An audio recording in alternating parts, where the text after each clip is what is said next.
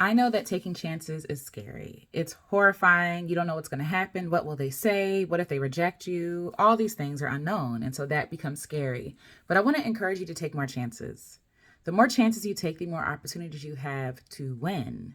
So it's like that phrase that says you miss 100% of the shots you don't take. Don't not take chances because you're afraid you might not end up with the outcome you want.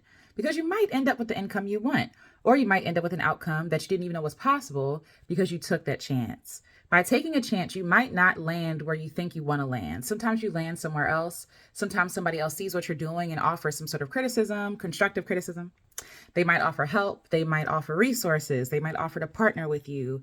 But I think the best thing about taking chances is that you learn about yourself. You learn that you can do hard and scary things. And the more practice you have with taking more chances, the easier it gets. It might still be scary, but it won't be as scary because now you have lessons, you have research, you have data to show that you won't die from taking this chance. It's like planting seeds, right? When you plant a seed, the more seeds you plant, the greater opportunity you have of reaping a harvest. But if you're only planting one seed into the ground, you're putting a lot of pressure on that one seed. Okay? That thing has to work or else. Thing has to work or else your whole thing would have been a waste. You might feel down about it. But if you plant multiple seeds, you have multiple opportunities to reap harvests, right? You might have diversity in your harvest, but you also might have more chances because every seed does not grow, right? Every seed becomes something else, but it might not turn out the way that you want it to turn out. So a seed might become compost. A seed might become food to a bird, right? And it still plays its part. But I think the hack or the step that we should take, the thing that we should be focused on is not the outcomes that we cannot control anyway, but the action that we have control over, which is taking chances. They might say no. They might unfollow. They might reject me, right? But they might not. That might happen. But none of that is my business anyway. I can't control what people are going to do. What I can control is showing up. What I can control is trying. So instead of setting our focuses on people, opportunities, things that we have no control or no say in what will happen, let's focus on what we have control over, which is taking the chance. You miss every shot you don't take. How many dreams do you have laid up? How many asks do you have laid up? I think one of the things I'm going to try to do is, and a lot of writers do this, is to try to collect no's, try to collect rejections. Rejection is not fun. It doesn't feel good, but it gets me in the practice of being brave. It gets me in the practice of accepting rejection because rejection is a part of life. It gets me in the practice of experiencing rejection and showing myself that I'm not going to die. If these people reject me, I'm not going to die. I'm not going to pass away. It might break my heart. I might get frustrated and I will lick my wounds and I will cry and I will mourn and I will get back up and try again because I'm building my resilience. I'm building my bravery.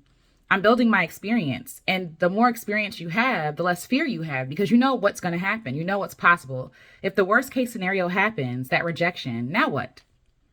Now what? Right? Like, okay, now I know what it feels like to be rejected. Now I know what it feels like to get a no. Now I know what it feels like.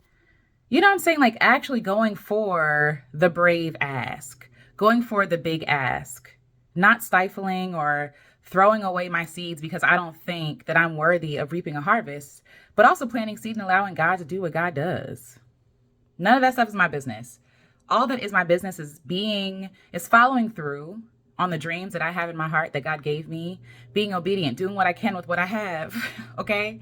I ain't got $1 million and I don't need it, but I can do something. So the question is, what can you do? And from that list of what can you do, those options, be brave and do something. Go for a big ask.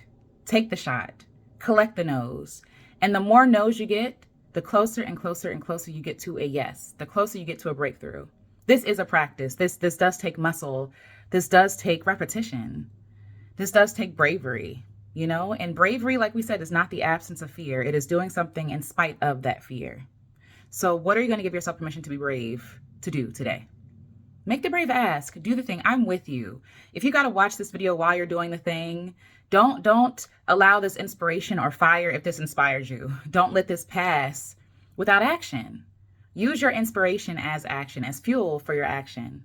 That fire you feel when you think of your idea or emailing that person or contacting or pressing publish or pressing record, just do it.